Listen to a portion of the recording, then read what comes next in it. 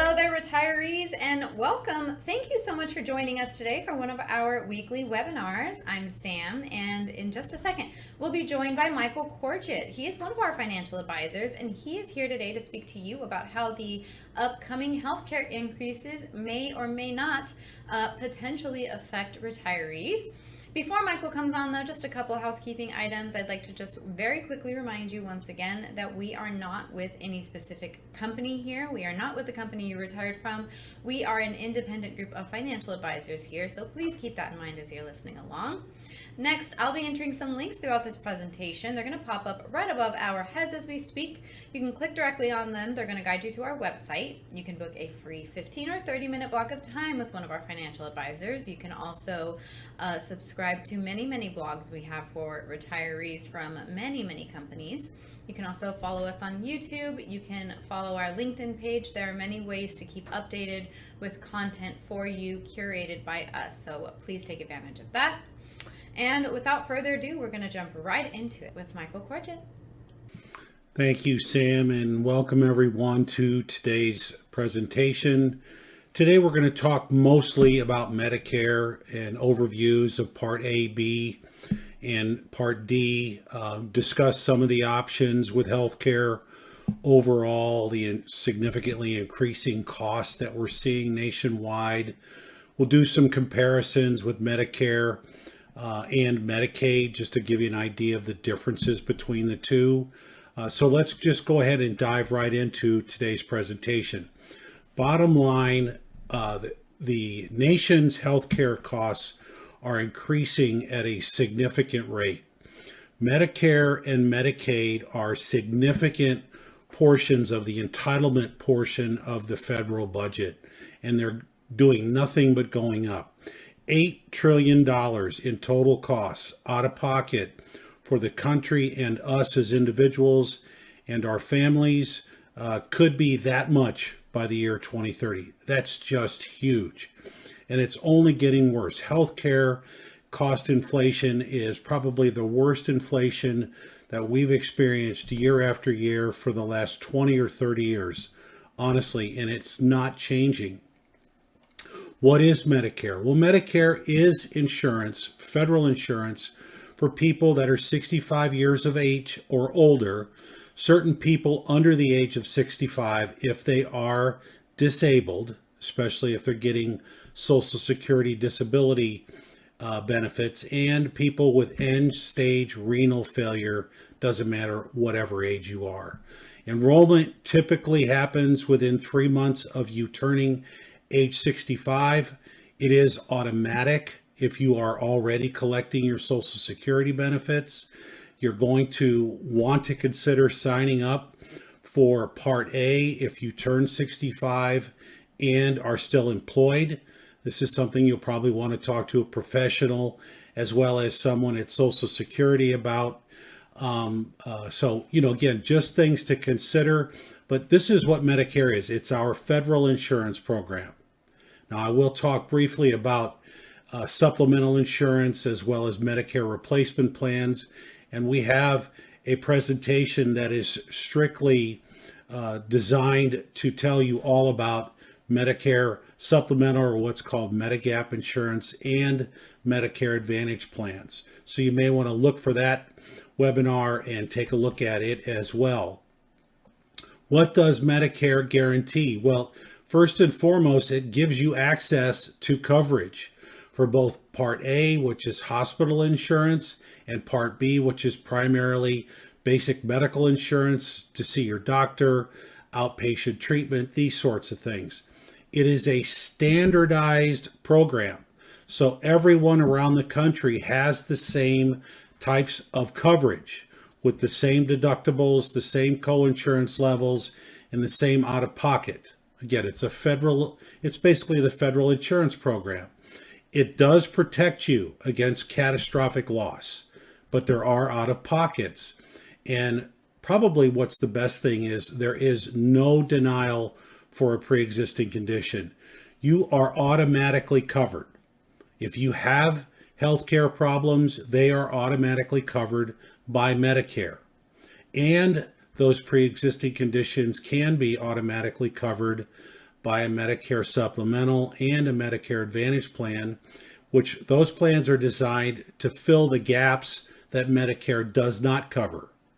Those plans come at a cost too. There is a potential premium.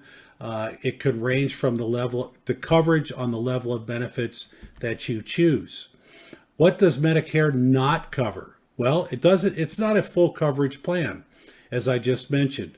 It's got 80% co-insurance, so you're going to be responsible for 20% of the out-of-pocket expenses unless you have some type of supplementary coverage. Long-term care, specifically custodial care of any kind, that is not covered by Medicare. Now, there is some long-term care benefits for those people who need rehabilitation after a hospital stay, but it is very limited, and there are out-of-pocket expenses there unless you have a supplemental or an advantage plan. Again, there is no cap. You've got that 20% out-of-pocket co-insurance, and you've got co-payments for prescription drug benefits. And it doesn't cover some of the non-essential benefits that you see listed here. Keep in mind, again, Medicare is a great benefit.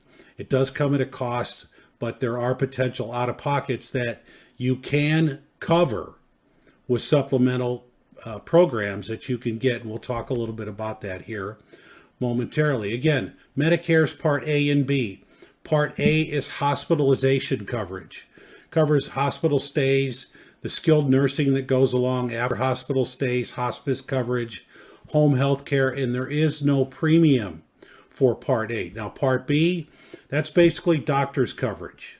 Doctor's visits, doctor's co-pays, preventive services, outpatient care, these sorts of things. Things that are not done in the hospital. And there is a monthly premium for Part B. That monthly premium this year is $185 a month and would be deducted from your Social Security check if you are collecting Social Security. Otherwise, you will be billed and have to pay for it out of pocket. Part A does have some out-of-pocket costs, as you can see here. Let me get this adjusted. The inpatient hospital deductible is over $1,600 a year and is going up. There is hospital co-insurance after the 61st day, $408 a day. That's a day, okay? And it will go up next year as well. Hospital co-insurance, lifetime reserve days. Once you get past the 90th day, you're going to pay a significant daily out-of-pocket, and skilled nursing coverage, days 21 and beyond age 100, there is a daily co-payment as well. The first 20 days are covered by Medicare. Again, rehabilitation after a hospital stay, the first 20 days are covered by Medicare. After 20 days, it's going to cost you something out of pocket. And again, I can't stress this enough. You can offset these costs by considering either a Medigap plan or a Medicare Advantage plan. So, high income earners, there's an issue here too. For those of you that have been successful, if you as a couple earn a joint adjusted gross income of $212,000 a year, or half that as an individual, you might pay an additional Part B insurance premium. It's called an IRMA premium, an income-related monthly adjustment amount. A lot of words, but IRMA is on the minds of all high-income earners once they reach the age of 65. And your Part D premium, which is your prescription drug benefit, it can also go up. And here is a table that talks about these IRMA increases. Again, $106,000 a year adjusted gross income as an individual, $212,000 for a family. Your Part B premium is $185 a month, and your Part D premium, there is no cost, but you may have a plan premium for your supplemental coverage. Above that, as you can see, there are steps, and they go up. 212 to 266, the premium goes from 185 to 259, and so on. The maximum cost for someone whose income exceeds $500,000 or above and there are people like that out there, they're going to pay a significant monthly premium. So these are things to consider, as well as when you're planning in retirement, how much income am I going to take from my savings, my IRAs, my Roth IRAs? Do I want to do Roth conversions? These are all things that you need to keep in mind, because you don't want to, if you can avoid it, you don't want to bump your premiums up and have that IRMA cost. You just don't want to have that happen to you.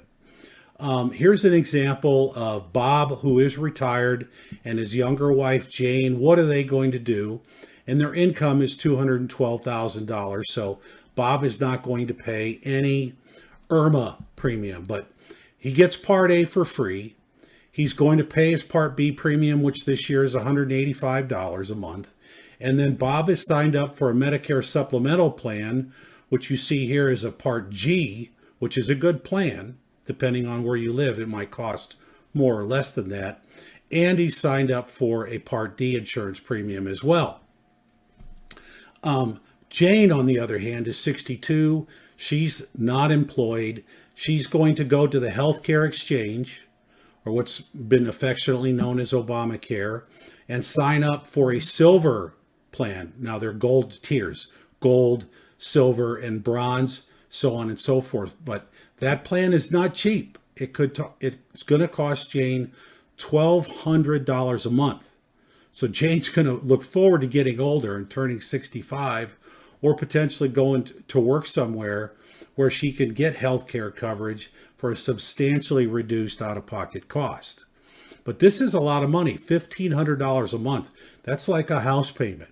Healthcare can and will be expensive in retirement. I do like to talk or quote a statistic that on average, the typical couple age 65 will spend upwards of $350,000 during their retirement if they live to be 85 years of age. That's only 20 years, $350,000.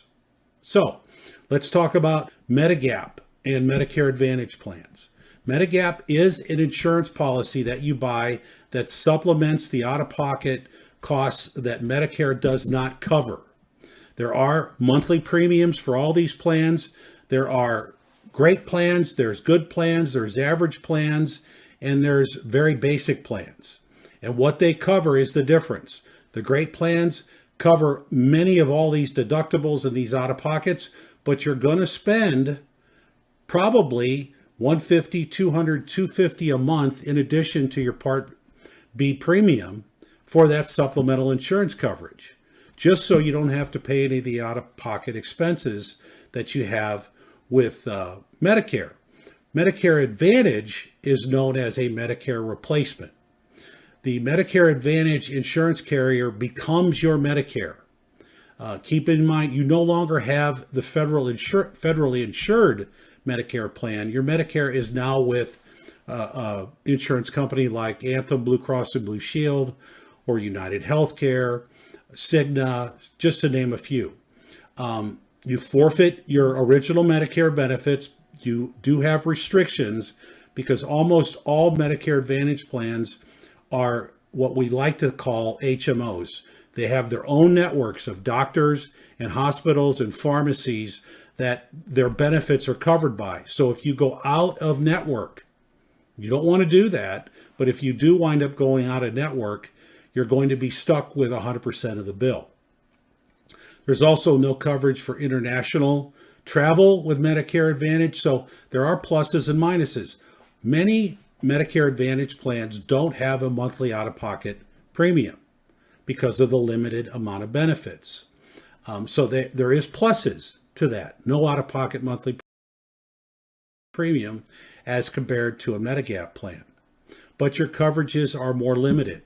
Now, a lot of Medicare Advantage plans have changed and are changing even more.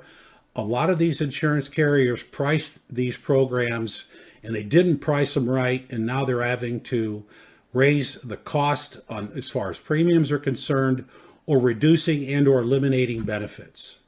Something to consider. Every year you're going to be prompted to look at this. You've all seen the commercials on television. Typically, the last quarter of the year is when you want to review all these benefits. That's not that way for everyone, but it's just something that you get to look forward to. Whoopee, right? How much is health insurance across the country? Well, it is significantly different. In most cases, it could be as high as $955 a month in West Virginia versus $412 a month for that same silver plan that we talked about for Jane in Maryland. It just depends. The Midwest is typically less expensive than it is on the East and West Coast, but it really does depend on what state you live in. I'm going to show you a little bit of information there right now. The premiums, the average healthcare premium for a 40-year-old silver plan, this again, on the exchange, the Affordable Care Act, that's the most commonly purchased tier. As you can see, average $627 a month, an increase of 7% year over year from 2024 to 2025. In Vermont, $1,157 a month. In Utah, $675 a month. And you can see here the increases from last year to this year. They're all fairly significant. They're all double digit, and that's not going to change. Some of the projected healthcare increases by provider in various states. As you can see here, from top to bottom, some very significant increases. 66% for individual coverage in the state of New York with United Healthcare. Cigna in Colorado, 29.4%. Across the board, there are going to be significant increases. These have already been telegraphed by the industry. A lot of these carriers are spending a lot more money on benefits than they're taking in on premium, and they're trying to balance the books, and they're going to do it, and we're all going to wind up paying for it. So this is all in addition to the increases in your Part B insurance premium and potentially in your Part D, which is your prescription drug plan costs. The top 10 projected 2026 healthcare increases by state. We've already talked a little bit about this. New York, 66%, Arkansas, 36%, Washington State, 21%, and so on. Texas, 21%. Illinois, right next door to Missouri, where I live, 27%. All double digit, all significant, and this is going to happen. So you've got to prepare for it. You have to plan for it. Some of the strategies to prepare for these higher costs. Schedule elective treatments before your deductibles reset. In other words, try and get things done in the fourth quarter, especially if you've already met your deductible. Stay in network, use outpatient facilities if you can. In other words, if you have to have some kind of surgery, don't have it done in a hospital. Have it done in an outpatient surgical center because it is a lot less expensive. Switch to generic prescription drugs and away from brand name drugs if you can. Generic drugs are significantly less expensive than the ones you see advertised on television. Max out your health savings account while you're working. I'm a huge fan of HSAs. You get a tax deduction right up front for those contributions. And if you use those dollars to pay health insurance premiums or out-of-pocket expenses, it is tax-free. You don't pay taxes on any of the growth within these plans. I call them healthcare IRAs. And funding an HSA during your working time frame could help you offset that potential $350,000 out of pocket that you and your spouse may wind up incurring over the next 20 years. Certainly won't cover it all, but it'll certainly help to cover some of it.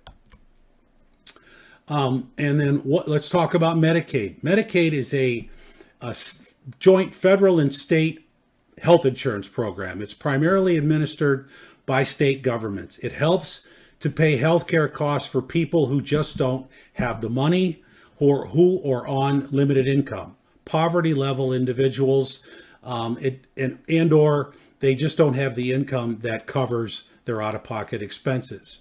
Some people do qualify for both Medicaid and Medicare. Medicaid has been in the news a lot lately. You heard a lot about Medicaid and all of the illegal aliens that were being covered by Medicaid, non-U.S. citizens. There were cuts made to prevent that. Those cuts, I can't tell you where they cut and how deep they cut, but just so you know, there are coverage for those individuals who just don't have the income or the resources for health insurance. So it's just good to know that the comparison between Medicare and Medicaid, well, Medicare is a national program consistent across the country. It's administered by the federal government, whereas Medicaid is administered at the state level. It's health insurance for people over the age of 65. Medicaid is for health insurance for everyone who just don't have the means to pay for health insurance. Okay, so just some of the basic differences between Medicare and Medicaid. You know, the big picture, costs are increasing. The Part B premium is going to go from $185 to $206.50 next year. The Part B deductible is going to go up. Part D premiums are going to go up. Out-of-pocket drug costs are going to go up. So everything is going to go up, and you need to plan for that. Healthcare inflation continues to outpace Social Security. I think it's even more than 2.7%. It's going to have a significant impact on retirees' budgets, as you could see here. 40% of the cost of living is going to be about healthcare, not food and gasoline and your utility bills. Over 50% of retirees are cutting their discretionary spending because of these healthcare costs. This is significant. 1 in 3 are reducing the essentials like spending money on food and medication. This is significant. As you can see, the premiums between an average Part B premium or the Part B premium in average medical insurance via a Medicare supplemental plan could be $350 to $450 a month. And these are premiums. These do help pay for the costs, but you still have to pay the premiums. So it's all something to consider. I've said an awful lot about Medicare, a little bit about Medicaid. Just want to educate folks on your federal insurance and when you're eligible for it. I'd look forward to talking with anyone about these things. You know, we here at the Retirement Group are a team of experts with a lot of years of experience. We've got offices nationwide. I am here in the Midwest in Missouri, but I've got clients all over the country. We're very knowledgeable on a lot of Fortune 500 companies' benefit programs. And ask us about our complimentary retirement cash flow. We'd be happy to put it together. Doing planning prior to retirement, whether you do it 5 years or 10 years, get started the sooner you can. Because the sooner you start planning, the better off you're going to be when you retire. You could schedule a meeting with myself by scanning this QR code here on the left. You could certainly give us a call or send us an email at the email address and the phone number listed here. I'd strongly recommend that you scan the QR code on the right and follow our LinkedIn page, where we keep a lot of great information and are constantly updating it with new information. I'd really strongly recommend taking advantage of some of the complimentary services that we offer, much like these webinars. We're here to educate individuals like yourself. We look forward to the opportunity to talk with you about your individual specific situation.